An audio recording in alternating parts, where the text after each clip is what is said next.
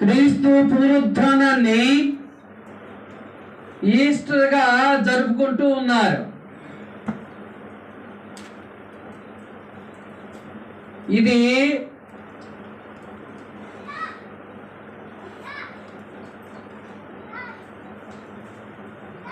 గడిచోటి అనేక సంవత్సరాలుగా ఈస్టర్ అనే దీని గురించి మనం గమనిస్తూనే ఉన్నాం ప్రతి సంవత్సరం. ఇది ఇష్టారోత్ కానీ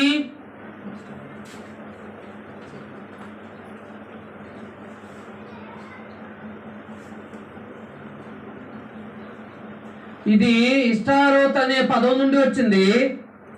ఇది ఎవరు ఆచరించే పండుగ అంటే దేవుని ప్రజలైన ఇజ్రాయిలీలు కానీ లేదంటే పితల కాలంలో ఎవరు కూడా దీన్ని ఆచరించలేదు. వీళ్ళకి అసలుకి ఈ పదం అంటే ఏందో కూడా తెలియదు. మరి ఎవరు ఆచరించారంటే ఈ యొక్క ఇష్టారోతుంది. ఇది దేవునికి విరోధమైన జనాంగమైనటువంటి అమ్మోనీయులు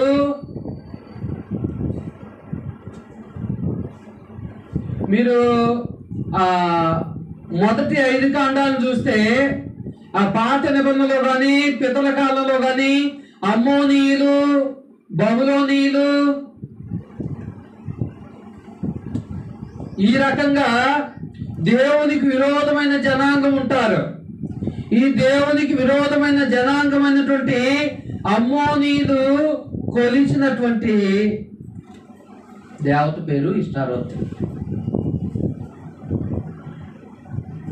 దౌర్భాగ్యం ఏంటంటే దేవునికి విరోధులైనటువంటి ప్రజలు దేన్నైతే అనుసరించారో ఇంత టెక్నాలజీ పెరిగిన తర్వాత కూడా దీన్ని క్రైస్తవులు అనుసరిస్తూ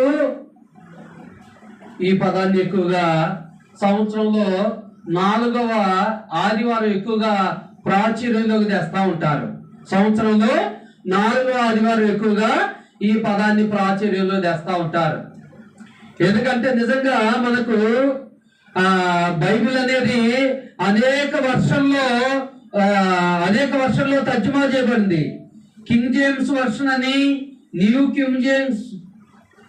కింగ్ జేమ్స్ వర్షన్ అని ఈ రకంగా అనేక తర్జుమాల్లో మనకు తర్జుమా చేయబడింది. ఈ తర్జుమాలో ఎక్కడా కూడా కింగ్ జేమ్స్ వర్షన్ అనేది చాలా ప్రాచుర్యమైనది. దీనిలో ఎక్కడా కూడా ఈ యొక్క ఈస్టర్ అనే పదము తెలుగులో కానీ ఇంగ్లీష్లో కానీ ఉర్దూలో కానీ ఏ భాషలో కూడా లేదు. ఈ న్యూ కింగ్ జేమ్స్ వర్షన్లో ప్యాసోవర్ అనేది తప్పుగా తర్జుమా చేయబడింది. ఈ తప్పుగా తర్జుమా చేయబడిన దాన్ని వీళ్ళు ఆచరిస్తూ ఉన్నారు. నిజంగా మనకు పరిశుద్ధ గ్రంథము అనేక తర్జుమాలు ఉన్నాయి.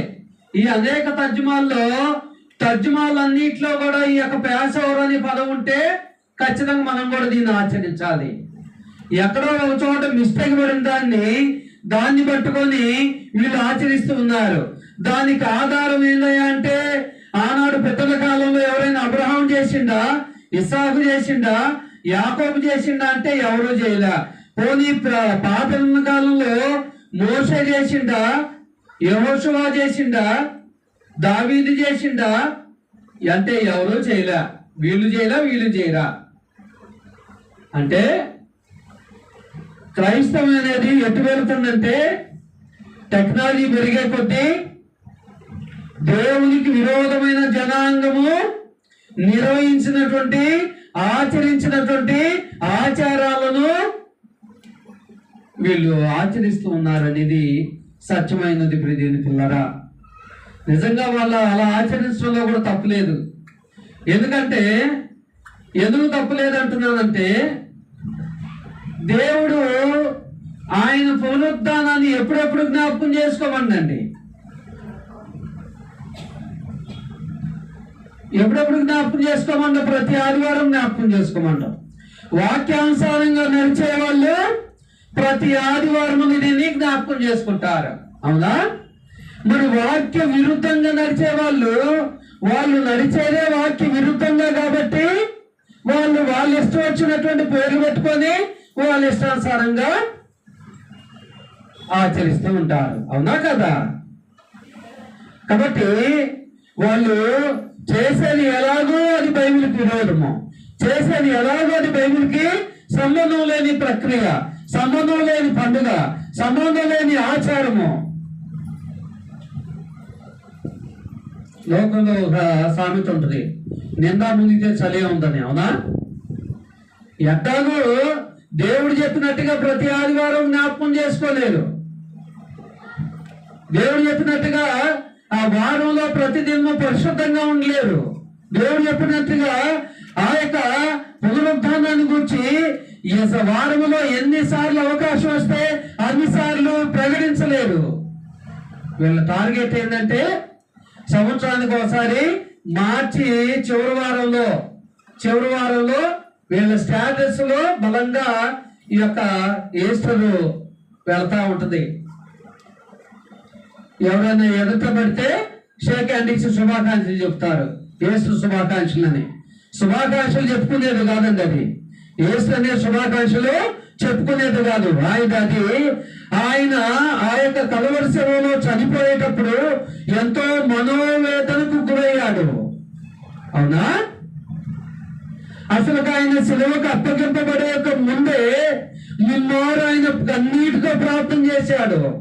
ఆయన కన్నీటి బిందువులు రక్త బిందువులుగా మారాయి. అవునా? ఎంత మనోవేదన చెందాడండి. దాన్ని మనం శుభాకాంక్షలుగా మార్చేశాం. అవునా? కాబట్టి పిల్లారా, ఈ యొక్క పునరుద్ధానము గురించి పరిశుద్ధ గ్రంథం ప్రకారము దేవుడు చాలా స్పష్టంగా దీని గురించి ఎప్పుడు చేయాలి, ఎలాగూ చేయాలి, ఎందుకు చేయాలి అనే దాని గురించి, ఎప్పటి వరకు చేయాలి అనే దాని గురించి దేవుడు స్పష్టంగా తన పరిశుద్ధ గ్రంథ లేఖనాల ద్వారా తెలియజేశాడు. తెలుసుకోకపోవటం మొన్న తప్పు, కానీ ఆయన అయితే అనాది కాలంలోనే తెలియజేశాడండి ఇది ఎలాగూ చేయాలనే దాని గురించి. కాబట్టి పేతురు కూడా ఆయన పునరుద్ధానాన్ని గురించి సువార్త ప్రకటించాడు. అపోస్తలుల కార్యములు 2వ అధ్యాయం 29 నుంచి గమనించండి. పరిశుద్ధ గ్రంథం ఉన్న ప్రతి ఒక్కరు గమనించండి.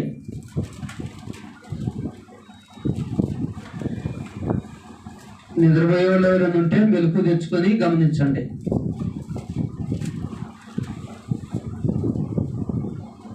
కొద్ది నిమిషాలు ఓపిక పట్టండి నిద్రపోకుండా.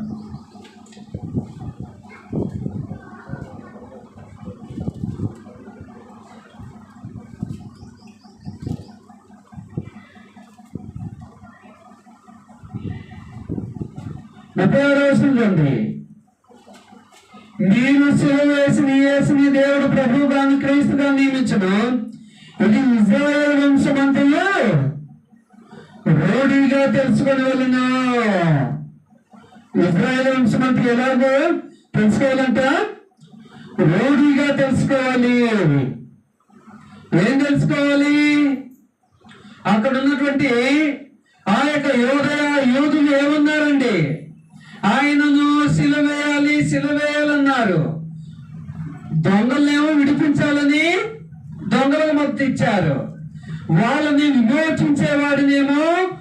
విమోచించే క్రీస్తు ప్రభువునేమో సిలువేయాలని బలంగా కేకలు వేశారు. అదే అన్నాడు ఇక్కడ. ఏమన్నాడు?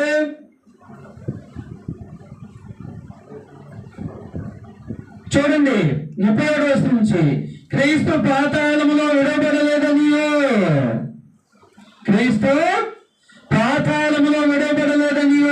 ఆయన శరీరము కుళ్ళిపోలేదనియో దావీదు ముందుగా తెలుసుకొని ఆయన పునరుద్ధానమును వచ్చి చెప్పాను. ఆయన పునరుద్ధానం వచ్చి దావీదు కూడా ముందుగానే ప్రకటించాడండి.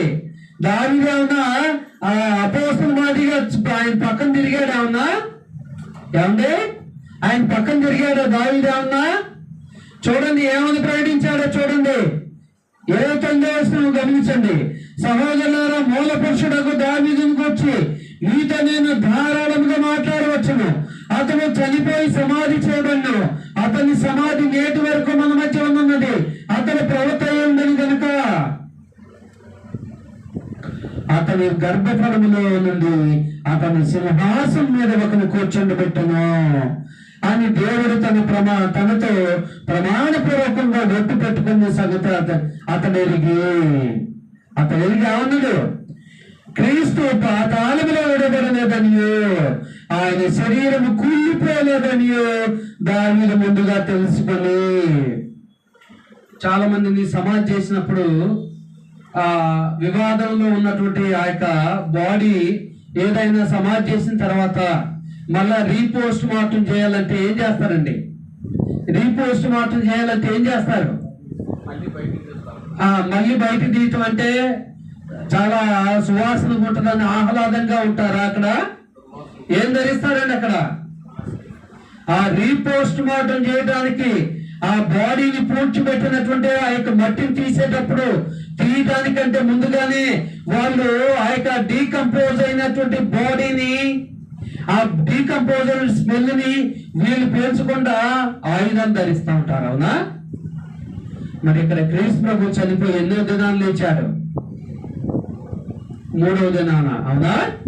అవునా కదా? మరి ఆయన బాడీ ఏమన్నా డీకంపోజ్ అయిందా? ఏది శరీర భాగాలు ఏమన్నా కులిపోయాయా? 3వ దినం అంటే ఆల్మోస్ట్ డీకంపోజ్ అవ్వాలి కదా? అవునా? కానీ ఈయన ఎలాగున్నాడంటే దేవదూత వల్లే వెలుగొందాడు. ఎలాగో దేవదూత వల్లే. ఎలాగండి? చూడండి, ఆయన శరీరము కుళ్ళిపోలేదని దావీదు ముందుగా తెలుసుకుని ఆయన పునరుద్ధానం గురించి చెప్పును. ఈ యేసుని దేవుడు చెప్పును, దీనికి మేమందరము సాక్షులము. కాబట్టి మన సహోదరి సహోదరులారా, ఏంది అక్కడ దావీదు ఎలాగైతే ఆయన ప్రవక్త అయి ఉండి క్రీస్తు ప్రభు శరీరము కుళ్ళిపోదు అని చెప్పాడు. క్రీస్తు ప్రభుని నమ్మి భూమి మీద మరణం వరకు నమ్మకంగా జీవించి చనిపోయినటువంటి మనందరి శరీరాలు కూడా క్రీస్తు శరీరం వల్లే ఏమవుతుంది అంటే మనం కూడా లేపబడతాము. మనం కూడా మహిమా శరీరాన్ని, క్రీస్తు ప్రభు ఏ రీతిగా అయితే మహిమా శరీరాన్ని ధరించుకొని లేచాడో మనం కూడా మహిమా శరీరంతో లేస్తాం. ఎవరు మహిమా శరీరంతో లేస్తారు? సంవత్సరానికి ఒకసారి స్టేటస్ లో ఈస్టర్ శుభాకాంక్షలని పెట్టుకున్న వాళ్ళు లేస్తారా?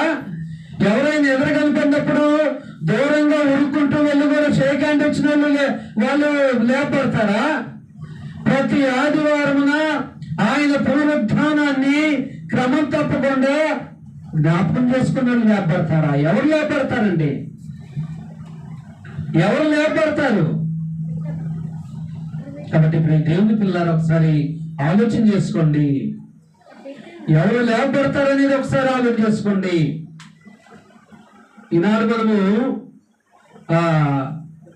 తిరిగే ప్రదేశాల్లో ముగ్గులు పోసి రింగులు పోసి ఆ రింగుల చోట ఆపి స్టాఫ్లు పెట్టి ఇవన్నీ చేసిన వాళ్ళని దేవుడు లేపడని మనం గమనించాలి.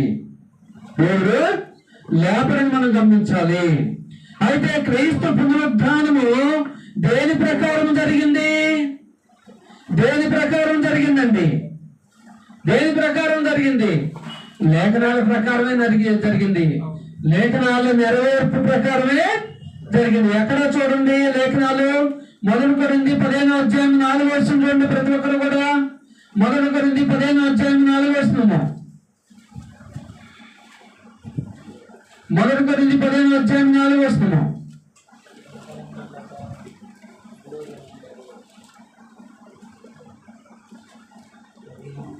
3-4 చూడండి.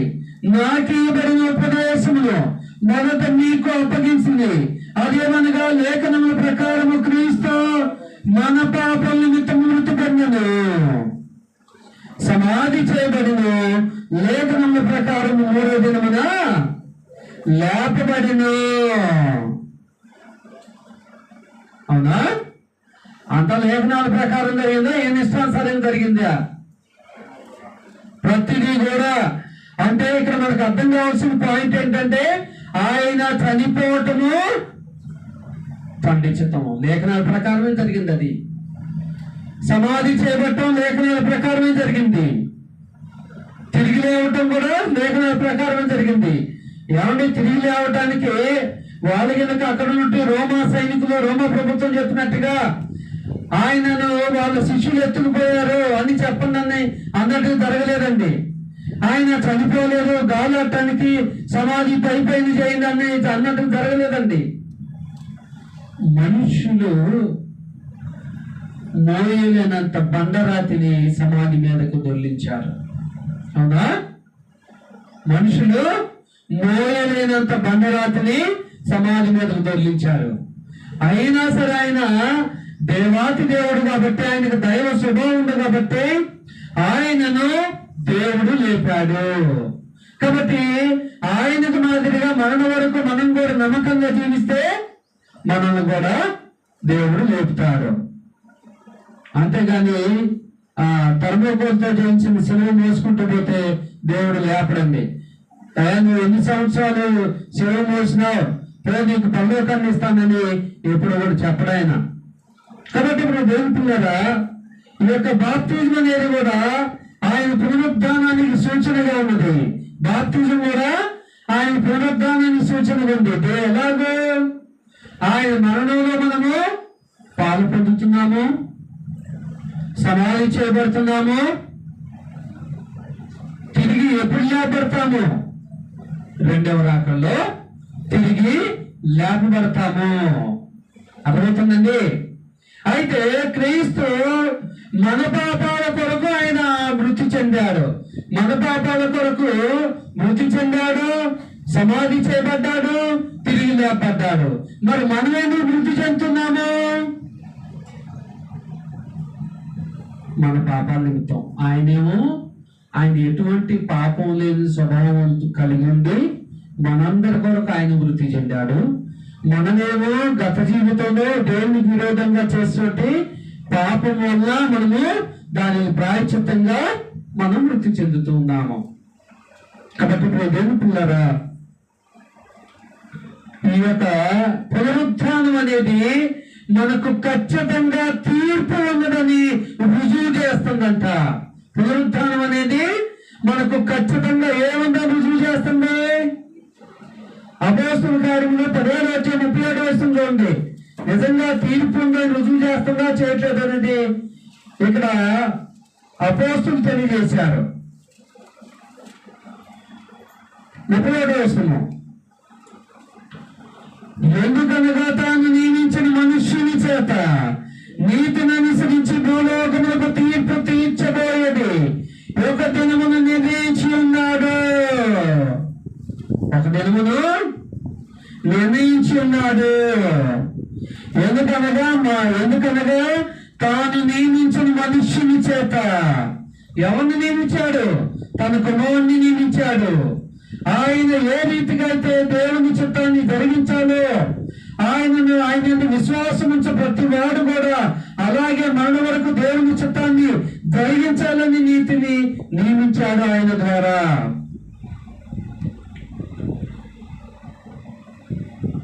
భూలోకములకు తీర్పు తీర్చబోయేది ఒక దినమును నిర్ణయించున్నాడు. మృతుల్లో నుండి ఆయనను లేపినందున దీని నమ్మటకు అందరికీ ఆధారము కలుగజేసి ఉన్నాడు. ఏం కలుగజేసి ఉన్నాడంట? ఈ పునరుద్ధానం ద్వారా ఎంతమందికి తెలుసండి? మరి అసలు ఈ పునరుద్ధానం ద్వారా ఆయన దేన్ని ఆధారం చేసి ఉన్నాడు అనేది ఎంతమంది క్రైస్తవులు గ్రహిస్తున్నారు? ఈ యొక్క యేసు చేసే వాళ్ళు ఎంతమంది దీన్ని గ్రహింపడానికి కలిగి ఉన్నారు? ఎంతమందికి అవగాహన కలిగి ఉంటుంది? ఎంతమందికి ఖచ్చితంగా తీర్పు ఉన్నది అని ఎంతమందికి అవగాహన ఉంటుందండి? ఆ మార్చి చివరి వారంలో మాత్రమే పరిశుద్ధంగా ఉండి వైట్ వేసుకొని ఎంతో భక్తి శ్రద్ధలతో ఈస్టర్ చేయటం వల్ల, ఆయన పునరుద్ధానం చేయటం వల్ల ఏ ప్రయోజనం లేదు. నిజంగా ఎప్పుడు ప్రయోజనం అంటే ఆ పునరుద్ధానం వల్ల, ఆ పునరుద్ధానం వల్ల నీకు నాకు ఎప్పుడు ప్రయోజనము? ఆ పునరుద్ధానం వల్ల నీకు నాకు ఎప్పుడు ప్రయోజనం అంటే, ఆయన ఏదైతే ఎందుకొరకైతే భూమి మీదకి వచ్చాడో, ఎందుకొరకైతే చనిపోయాడో, ఎందుకొరకైతే సమాధి చేయబడ్డాడో, ఎందుకొరకైతే తిరిగి లేపబడ్డాడో, ఆ ఉద్దేశాన్ని నీ జీవితంలో నా జీవితంలో అనుభవించుకొని అనుసరించినప్పుడే ఉపయోగం. అంటే ఇప్పుడు మనం కూడా వాక్యులని విశ్వసించి మారు మనసు పొంది యేసు క్రీస్తుని నప్పుకొని బాప్తిసం తీసుకొని ఒక సంవత్సరం నుండి తప్పవచ్చు. అవునా? ఎప్పుడు మన వరకు నమ్మకంగా ఉంటే మనం ఆ పునరుద్ధానం వల్ల మన జీవితానికి ఉపయోగము. అర్థమవుతుందండి? అర్థమవుతుందా? కాబట్టి ఈ లోకంలో మనకు బిడ్డలు ఉంటారు కదా, బ్రతుకున్న నాళ్ళు మనల్ని పట్టించుకోకుండా చనిపోయినప్పుడు మంచిగా సమాధి కట్టించి మంచిగా గ్రాండ్ గా సమాధి కార్యక్రమం చేస్తే మనకి ఏమన్నా ప్రయోజనం ఉంటుందా? ఎప్పుడు ప్రయోజనము? బ్రతుకున్నప్పుడు వాళ్ళ ఉద్దేశాలు ఏమైందో ఆ ఉద్దేశాలను తెలుసుకొని ఆ ఉద్దేశాలను నెరవేర్చినప్పుడే మన ద్వారా వాళ్ళకు సార్థకత లభిస్తుంది. అవునా కదా? కాబట్టి ఇప్పుడు దేవుని పిల్లరా, నేడు క్రైస్తవులు ఎలాగున్నారంటే ఆయన ఎందుకొరకు పునరుద్ధానం చెందాడో ఆ విషయాన్ని మర్చిపోతూ దాన్ని ఒక ఈవెంట్ లాగా మార్చేశారు. దాన్ని ఎలాగ మార్చారు? ఒక ఈవెంట్ లాగా మార్చారు. కాబట్టి ఇప్పుడు దేవుని పిల్లరా, మనం దాన్ని గమనించాలని మీ అందరికీ ప్రేమతో తెలియజేస్తున్నాను.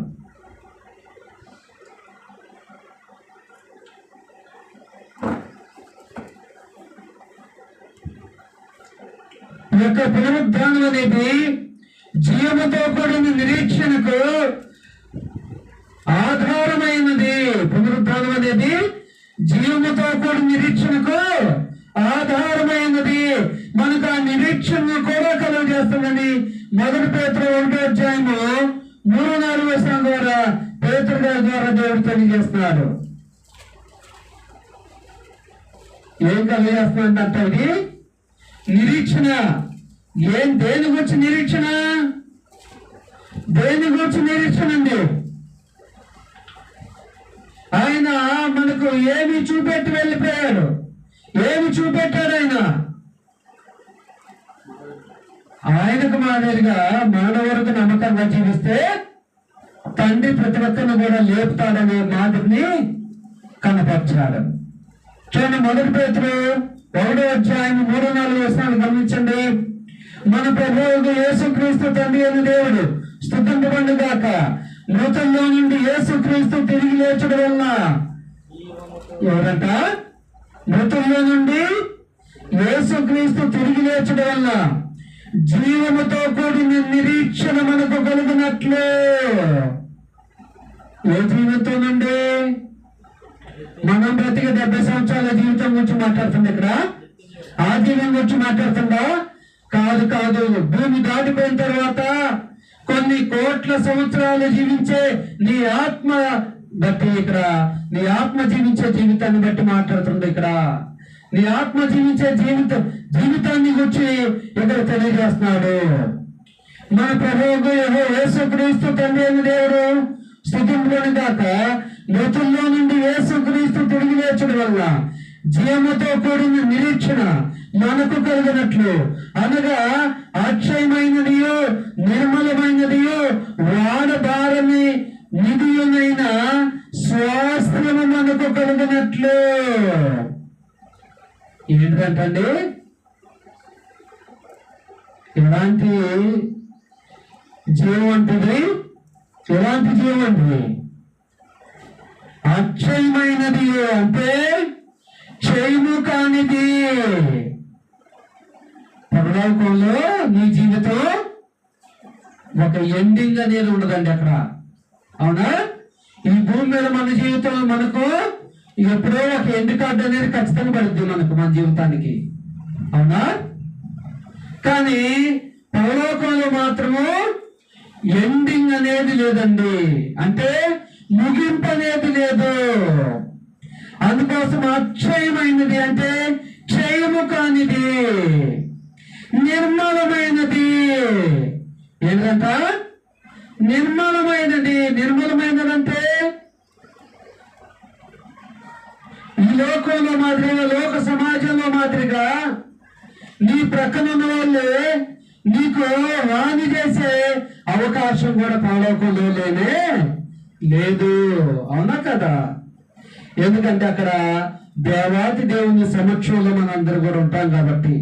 మనందరం అంటే ఎవరైతే మన వరకు నమ్మకంగా జీవిస్తారో వాళ్ళందరూ ఉంటారు కాబట్టి. ఇంకా వాడబారనిది.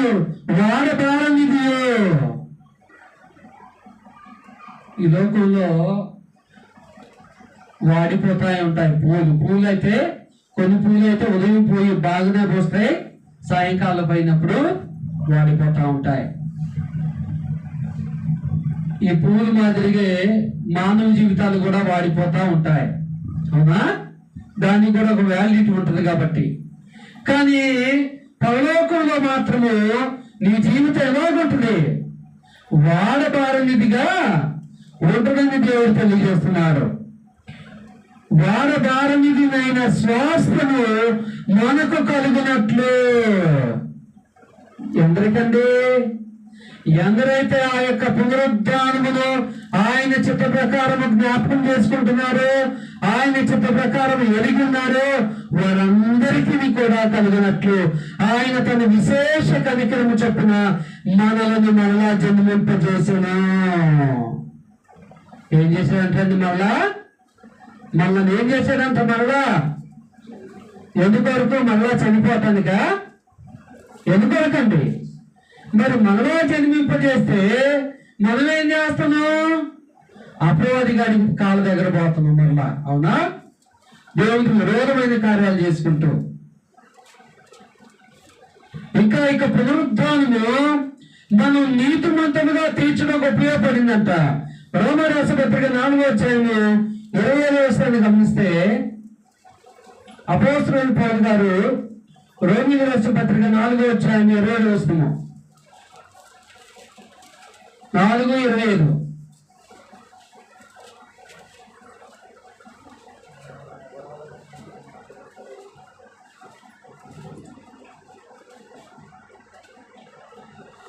ఆయన మన అపరాధముల నిమిత్తం అప్పగింపబడి, ముందుగా చెప్పుకున్నాగా ఆయన ఎందుకు అప్పగింపబడ్డాడు? ఆయన అన్యాయపు జీవితాన్ని కలిగి ఉన్నాడా? ఎవరినైనా మోసం చేశాడా? తన జీవితంలో రోమా 23 మాదిరిగా తన జీవితంలో ఎప్పుడైనా పాప స్వభావాన్ని కలిగి ఉన్నాడా? మానవుల మాదిరిగా కాదు. మన అపరాధముల నిమిత్తము అప్పగింపబడి మనము నీతిమంతులుగా తీర్చబడుటకై లేపబడినా.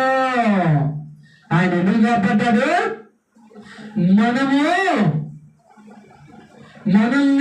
మనము నీతిమంతులుగా తీర్చబడుటకై. మరి నీతిమంతులుగా ఆయన తీర్చబడుటకై నిన్ను లేపటకై, నిన్ను లేపితే అసలు నీతి అనేది ఏందో నువ్వు తెలుసుకోకుండా నీ జీవితంలో ప్రతి సంవత్సరం కూడా నువ్వు పునరుద్ధాన పండుగ చేయటం వల్ల ఏ ప్రయోజనమో లేదు,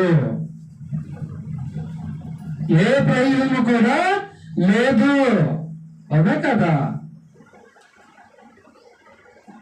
ఈ లోకంలో మనం ఏ వస్తువు కొనుక్కున్నా కూడా ఆ వస్తువు వల్ల మనకు ప్రయోజనం ఉండాలని కోరుకోమా? ఏమండి?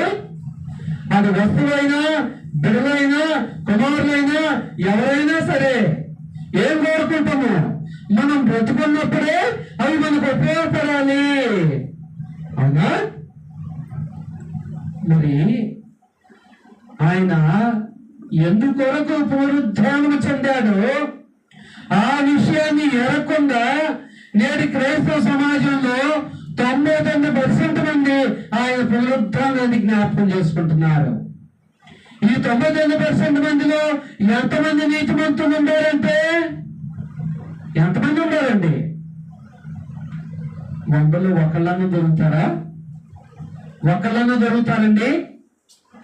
భూతార్థం పెట్టి గమనించినా కూడా ఒక్కడు కూడా దొరకరు.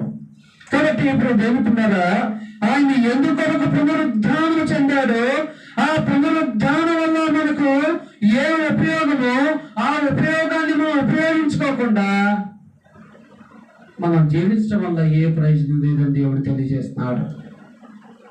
ఇంకా ఆ యొక్క పునరుద్ధానం అనేది మనకు నిత్యము చేసిన చూడండి. మొదటి కొరింథీ 10వ అధ్యాయము 20-23 వచనాలు గమనిస్తే,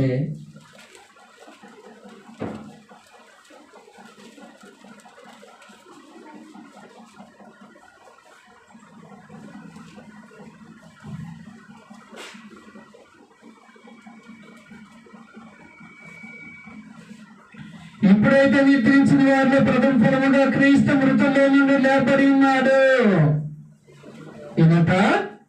ఇప్పుడైతే నిద్రించిన వారిలో ప్రథమ ఫలముగా అంటే మొట్టమొదటిగా ఎవరు లేపడి ఉన్నాడంట? మృతుల్లో నుండి క్రీస్తు లేపడి ఉన్నాడు. మనుషుని ద్వారా మరణం వచ్చిన కనుక మనుషుని ద్వారానే మృతుల పునరుద్ధానమును కలిగిన. మనం ఏ మనిషి ద్వారా వచ్చింది భూమి మీద? ఆదాము అనే మొట్టమొదటి మనుషుల ద్వారా వచ్చింది. కడపటి ఆదాము ద్వారా మనలో పునరుద్ధానం కలిగింది. కడపటి ఆదాము ఎవరు? క్రీస్తు ప్రభు. అదే అన్నాడు ఇక్కడ. ఇప్పుడైతే నిద్రించిన వారిలో ప్రథమ ఫలముగా క్రీస్తు మృతుల్లో నుండి లేపడి ఉన్నారు. మనుషుని ద్వారా మరణం వచ్చిన కనుక మనుషుని ద్వారానే మృతుల పునరుద్ధానము కలిగను. ఆదామునందు అందరూ ఎలాగ మృతి పొందుచున్నారు, అలాగనే క్రీస్తునందు అందరూ ఏం చేయబడతారంట? బ్రతికింపబడుదురు. ప్రతి వాడును తన వరుసలోనే బ్రతికింపబడును. ప్రథమ ఫలము క్రీస్తు, తర్వాత క్రీస్తు వచ్చినప్పుడు ఆయన వారు బ్రతికింపబడుతున్నారు. ఆయన వారిగా భూమి మీద నువ్వు ఉంటున్నావా? ఏమండి, కంపెనీలో ఎంప్లాయీస్కి ఏముంటుందండి? ఏం వేస్తారు వీళ్ళు? మా కంపెనీ ఎంప్లాయీస్ అని తెలియట కొరకు ఏం వేస్తారు వాళ్ళు? మెల్లో ఐడి కార్డు. మెల్లో కానీ కొంతమంది ఫ్యాషన్కి ఇక్కడ పెట్టుకుంటారు, కొంతమంది ఎక్కడ పెట్టుకున్నా కూడా ఐడి కార్డ్ అయితే ఏంది? దానికి ఆ సింబల్ ఏంది? ఆ ఉద్దేశం ఏంది? పలాని వ్యక్తులు పలాని కంపెనీకి చెందిన వాళ్ళు. అవునా? మరి ఆయన లేపబడేవారి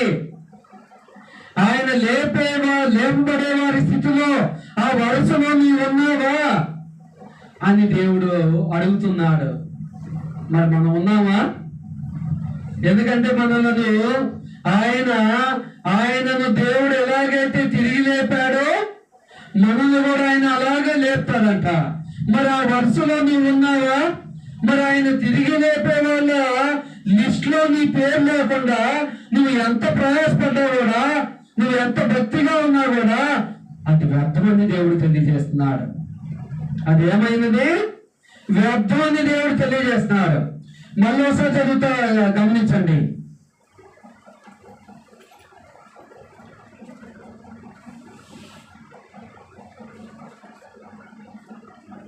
ఆదామునందు అందరూ ఎలాగ మృతి పొందుచున్నారు, అలాగనే క్రీస్తునందు అందరూ బ్రతికింపబడుదురు. అందరూ ఏం చేయాలి? అందరూ ఏం చేస్తారంట? అయితే బ్రతికింపబడాలంటే ఎవరి చేతిలో ఉంది? ఎక్కడ? మన చేతిలోనే ఉంది. భూమి మీద నువ్వు బాప్తిజం తీసుకున్న కాడి నుంచి మన వరకు నువ్వు ఎలాగో జీవిస్తావో ఆ జీవితాన్ని బట్టి నువ్వు బ్రతికింపబడతావు. ఆయన బాప్తిజం తీసుకోమండకండి. బాప్తిజం తీసుకుంటే పరలోకెత్తానండగా, ఇది ఏదైతే బాప్తిజం తీసుకున్నా కంటే కలవదండి. మన వరకు నమ్మకంగా జీవించాలి. మధ్యలో తప్పయ్యే వాళ్ళని కూడా లేపుతానని ఆయన ఎక్కడా చెప్పట్లా. కాబట్టి ప్రతివాడును తన వరుసలోనే బ్రతికింపబడదు. మరి నీ వరుస వచ్చినప్పుడు నువ్వు బ్రతికింపబడినట్లుగా నీ జీవితాన్ని ఆయనకి ఇష్టంగా కొనసాగించావు భూమి మీద లేదా అనేది దేవుడు నిన్ను తీర్పు తీర్చేటప్పుడు నీ లెక్క తీరుస్తాడు. తీర్పు తీర్చేటప్పుడు నీ లెక్క ఏం చేస్తాడు? బాగా తీరుస్తాడు.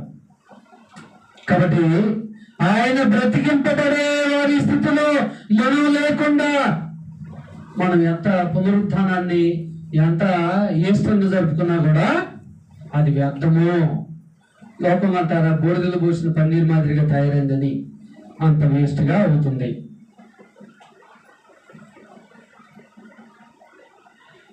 అయితే ఈ యొక్క పునరుద్ధానమును చాలా మంది అపార్థం చేసుకునే వారు చాలా మంది ఉన్నారు. పునరుద్ధానమును అపార్థం చేసుకున్న వారు చాలా మంది ఉన్నారు. ఇదే మొదటి 15వ అధ్యాయం 13వ వచనాన్ని గమనించండి.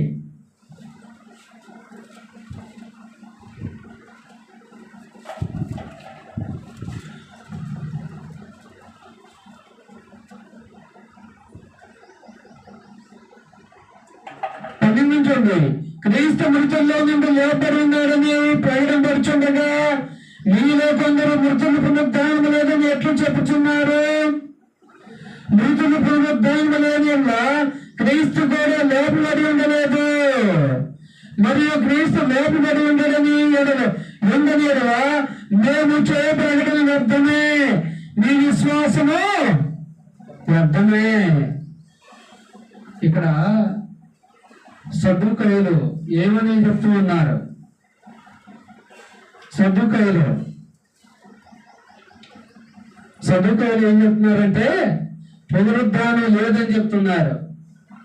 వీళ్ళు కూడా దేవుణ్ణి ఎరిగిదోళ్లే. ఇప్పుడు సద్దుకయ్యలు ఇప్పుడు కూడా ఉన్నారు. ఎవరు? ఈస్టర్ అని జరుపుకునే వాళ్ళు. కాబట్టి వాళ్ళేమో పునరుద్ధానం లేదని వాళ్ళు చెప్పారు. ఇప్పుడు సద్దుకయ్యలేమో ఏం చేస్తున్నారు? దేవుడు చెప్పిన రీతిగా ప్రతి ఆదివారం జ్ఞాపకం చేసుకోకుండా సంవత్సరానికి ఒకసారి జ్ఞాపకం చేసుకుంటూ దేవునికి విరోధంగా జరిగిస్తూ ఉన్నారు. ఇంకా చాలా మంది అభిప్రాయం ఏంటంటే చనిపోయిన తర్వాత ఎవరు చూశారులేండి, పరలోకం వస్తుందో రాదో ఎవరు చూశారులే అనేవాళ్ళు కూడా క్రైస్తవులు లేకపోలేదు. నిజంగా అలాంటి వాళ్ళు ఉంటే వాళ్ళు సద్దుకయ్యల మాదిరిగా దేవునికి విరోధులుగా జీవిస్తారని, దేవునికి విరోధులుగా జీవిస్తున్నారని దేవుడు తెలియజేస్తున్నాడు ప్రియ దేవుని పిల్లారా. కాబట్టి పునరుద్ధానము ఉందా లేదా అనే దానికి దేవుడు ఎన్ని సంవత్సరాల క్రితం రుజువును మనకు చూపినాడండి. ఎన్ని సంవత్సరాల క్రితం రుజువును చూపి ఉన్నాడు? ఈ 2024 సంవత్సరాల కంటే ముందుగానే చూపి ఉన్నాడు. ఎందుకంటే ఆయన నమ్మదగిన దేవుడని ఎలాగ చెప్పగలమంటే, ఫరో బానిసత్వంగా ఉన్నటువంటి బానిసత్వం కింద ఉన్నటువంటి ఇజ్రాయెల్ మొరపెట్టిన నాటి నుండి వారిని కనానీలు చేర్చే వరకు ఆయన వారి మొర ఆలపిస్తాడు. ఆయన నమ్మదగిన దేవుడు, మాట ఇస్తే తప్పుడనే దానికి ఎన్నో రుజువులు పరిశుద్ధ గ్రంథంలో ఉన్నాయి. అదే రీతిగా ఆయన మెస్సియాని పంపిస్తానన్నాడు, మెస్సియా వస్తాడన్నాడు. మెస్సియా వచ్చాడు. వచ్చి ఏం చేశాడు? మనందరి కొరకు ప్రాణాన్ని పెట్టాడు. ఆయన వచ్చాడన్నది ఎంత సత్యమో, ఆయన మన కొరకు ప్రాణం పెట్టి తిరిగి లేపడ్డాడు అనేది కూడా అంతే సత్యం. అంతేగాని దానిలో మనకు కావాల్సిన దాన్ని పట్టుకొని దాన్ని మనము హైలైట్ చేయటం వల్ల దానివల్ల మనకు ప్రయోజనము నిత్య నరకమే కానీ నిత్య జీవం అయితే మనకు దానివల్ల ఉండదు. కాబట్టి ఈ పునరుద్ధానమును గురించి నేడు మనమేం చేయాలి? ఈ పునరుద్ధానం గురించి నేడు మనమేం చేయాలండి? మనమేం చేయాలి? పునరుద్ధానం గురించి అపోస్తలులు ఏం చేశారు? ఆదిమ క్రైస్తవులు ఏం చేశారు? ఏం చేశారండి? ఈ పునరుద్ధానం గురించి మనం చేయాల్సింది ఏంటంటే దేవుడు మనలను లేపుతాడని నమ్మాలి.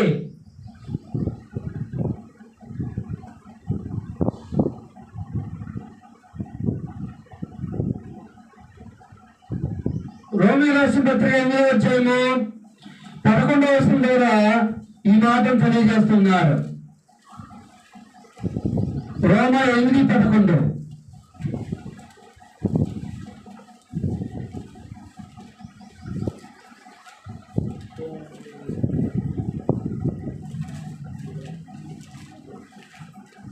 మృతుల్లో నుండి యేసుని లేపిన వాని ఆత్మ మీలో నివసించినేరుగా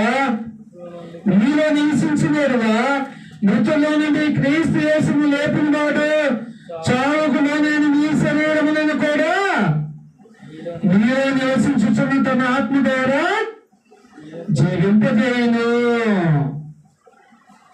అక్కడ రోమపట్నంలో కూడా గజిబిజి చేయబడుతున్నారు. గజిబిజి చేయబడుతుంది ఏమని? పునరుద్ధానం మీకు లేదని.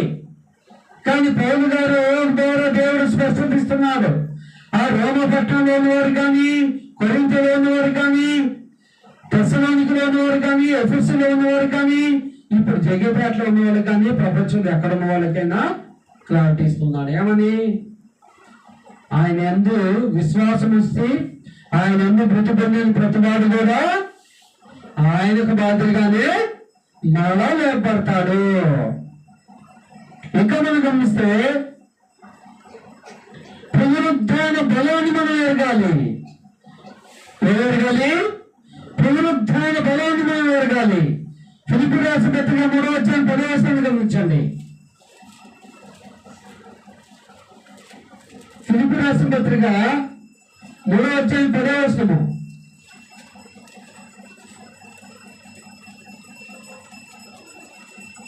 పునరుద్ధాన బలం అంటే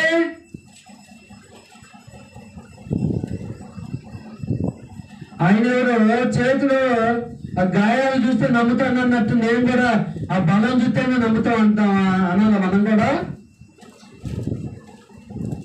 తోమా ఏమండి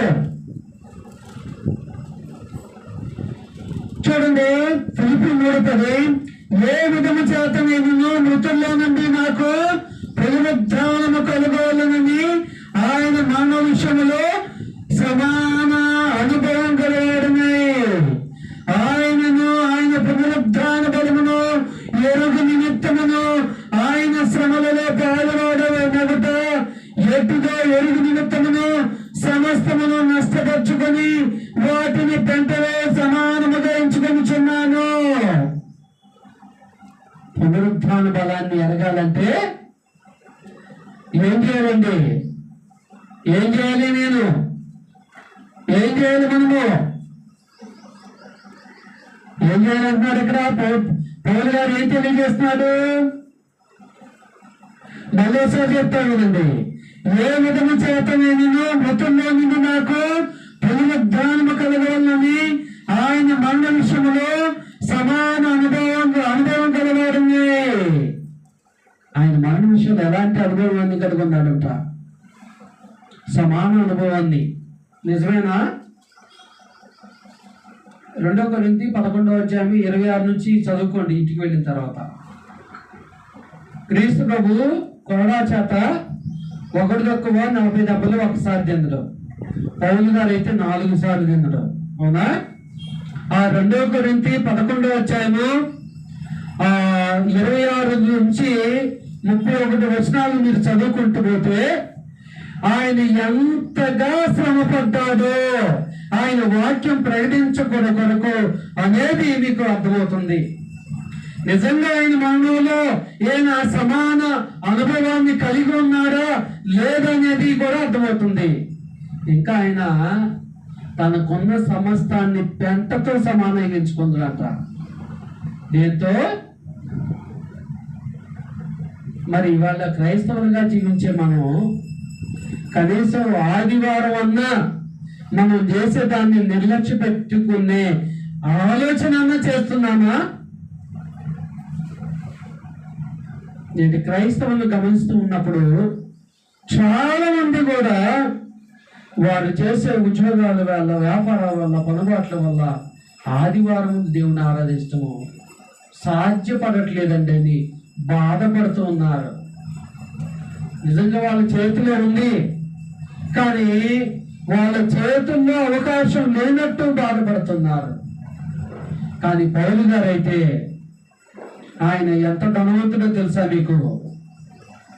ఆయన క్రీస్తును అనుసరించగలుగుతూ ఆయన ఎంత ధనవంతుడో తెలుసా? పాత నిబంధన కాలంలో గమాలేకీలనే ఒక గొప్పవాడి వద్ద ఆయన ధర్మశాస్త్రాన్ని నేర్చుకున్నాడు. దాని కొరకు ఆయన ఎంతో ధనాన్ని వెచ్చించాడు. ఆ యొక్క గమాలేకీల వద్ద ధర్మశాస్త్రాన్ని నేర్చుకోవాలంటే సామాన్య కుటుంబంలో వద్ద నుండి, సామాన్య కుటుంబంలో పుట్టిన వాడికి అసాధ్యం. అది అర్థమవుతుందండి. ఉదాహరణకు నెలకి 6,000 సంపాదించే ఒక కుటుంబంలో ఎవరైనా పిల్లోడు తప్పవాళ్ళు కానీ, ఇప్పుడు శ్రీమేధాన్ని వచ్చింది కొత్తగా స్కూలు, దానికి తప్పవాళ్ళ కంటే ఇంకా డబ్బులు ఎక్కువగా ఫీజులంట. నెలకు 6,000 10,000 సంపాదించే ఒక సామాన్య కుటుంబంలో ఒక వ్యక్తి తన కుమారుని కానీ ఆ స్కూల్లో జాయిన్ చేయించగలరా? అంటే ఇది ఎలాగ అసాధ్యమో అది కూడా గమాలేకి లేదా ధర్మశాస్త్రాన్ని నేర్చుకోవడం అంటే ఉన్నతమైనటువంటి స్థితి గలవారు మాత్రమే నేర్చుకోగలరు. అంత ఉన్నతమైన స్థితిని ఇంకా మీరు పౌలు గారి చరిత్రలో పోతే ఆయన వాళ్ళ తండ్రి రోమా యొక్క ప్రభుత్వంలో అధికారిగా పనిచేశాడు, ఉద్యోగిగా పనిచేశాడండి. అంత ఉన్నతమైన స్థితి అండి పౌలు గారి కుటుంబాన్ని. ఆ ఉన్నతమైన స్థితిని క్రీస్తు కొరకు ఏం చేశాడంట? సమస్తమును పెంటతో సమానంగా ఎంచుకున్నాడు. పెంటతో సమానంగా అంటే విడిచిపెట్టిన దాన్ని మళ్ళా వెనక్కి తిరిగి చూసుకోలేదండి.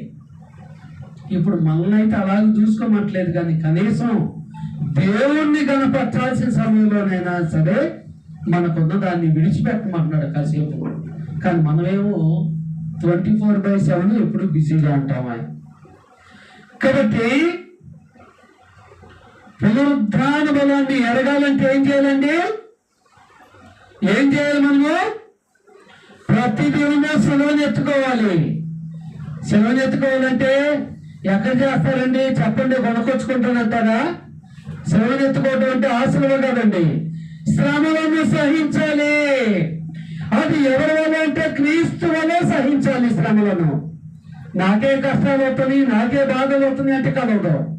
మరి కొన్ని కోట్ల సంవత్సరాలు నిత్య సంతోషాన్ని పొందాలంటే భూమి మీద తాత్కాలికంగా ఎప్పుడో ఒకసారి వచ్చే శ్రమలను అనుభవించడం తప్పలేదు కదా. పౌలు గారి మాదిరిగా ఆయన మరణంలో మనం కూడా పాలు భాగస్తూనే ఉండాలి. మనకున్న దాన్ని సమస్తాన్ని పెంటతో ఎంచుకోవాలి. అప్పుడు ఆయన పునరుత్థాన బలాన్ని మనం కూడా ఎరుగుతాము. అంత మాత్రమే కాదు, ఆ పునరుత్థానమును మనం కూడా అనుభవిస్తాము. ఎప్పుడు? ఇది మనం భూమి మీద చేసినప్పుడు. పునరుత్థానమును మనం నమ్మనిలా మన విశ్వాసము వ్యర్థమే. 1 Corinthians 15:14 నుంచి 19 వరకు సద్దుకైన విశ్వాసం ఎలాగైతే వ్యర్థమో ఈనాడు మన విశ్వాసము కూడా వ్యర్థమే.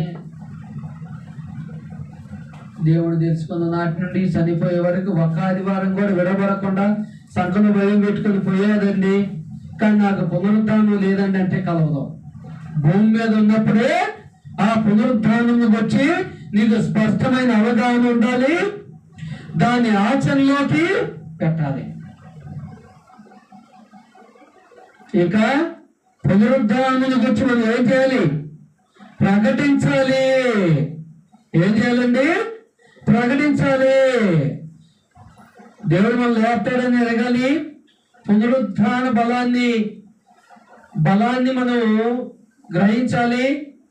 ఇంకా పునరుద్ధానము లేదని మనం నమ్మితే మన విశ్వాసం వ్యర్థం. విశ్వాసం ఏంటిది? వ్యర్థం. సదుకైన విశ్వాసం మాదిరిగా.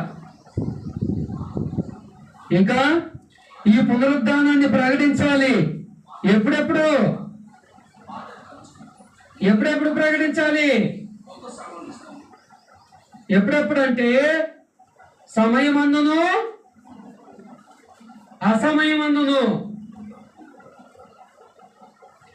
ఎప్పుడు ఎవరు నీకు లోకస్తులు కనిపించినప్పుడు, వాళ్ళు వాక్యాన్ని విని ఆసక్తి ఉన్నప్పుడు వాళ్ళకి ఏం చెప్పి నువ్వు సువార్త ప్రకటించాలి? ఏం చెప్పి క్రైస్తవం చేయాలి? ఏం చెప్పండి? చాలా మంది చావు చెప్పినట్టు నీకును మాకును ఒకటని. అవునా? ఏం చెప్పి ఆయన పునరుద్ధానం అంటే ఏముంటాయి దీనిలో? మరణము, సమాధి, పునరుద్ధానం, ఈ మూడింటిని చెప్పాలి. అప్పుడు ఈ భూమి మీద ఆశీర్వాదాల కొరకు క్రైస్తవులు రాకూడదు. పరలోక ఆశీర్వాదాల కొరకు వస్తే భూలోక ఆశీర్వాదాలు కూడా దేవుడు ఇస్తారని నమ్మకం వారిలో కలిగింది. అర్థమైందా? కాబట్టి పునరుద్ధానానికి వచ్చాక ప్రభురాత్రి భోజనం తీసుకునేటప్పుడు కూడా ప్రకటించాలి, జ్ఞాపకం చేసుకోవాలి. ఇంకా మనం గమనిస్తే మత్తయి సువార్త 20వ అధ్యాయము 5 నుంచి 7 వచనం గమనిస్తే, మత్తయి సువార్త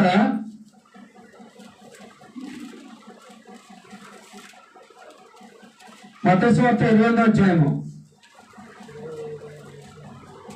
5 నుంచి 7 వరకు.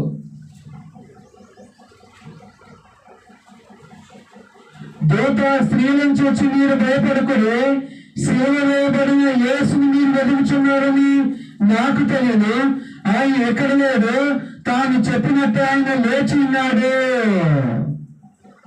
దేవదూతలు ప్రకటించారంటండి ఆయన పునరుద్ధానాన్ని. ఎవరు ప్రకటించారు? 20వ అధ్యాయం మొదటి నుంచి చదువుకుంటే మీరు ఇంటికి వెళ్ళిన తర్వాత చదువుకోండి. ఆయన సమాధి చేయబడినప్పుడు ఆ యొక్క మగ్దలేని మరియా, ఇంకో మరియా వచ్చినప్పుడు వాళ్ళకి ఎవరు ప్రకటించారు? దేవదూతలు ప్రకటించారు ఆయన పునరుద్ధానాన్ని. పేతురు ప్రకటించాడు, పౌలు ప్రకటించాడు, అపోస్తలులందరూ ప్రకటించారు, ఆదిమ క్రైస్తవులు ప్రకటించారు. నేడు నువ్వు ప్రకటించే స్థితిలో ఉన్నావా? ఆయన పునరుద్ధానాన్ని గురించి ప్రకటించే స్థితిలో ఉన్నావా? సమయమందు అసమయమందు ప్రకటించే స్థితిలో ఉన్నావా?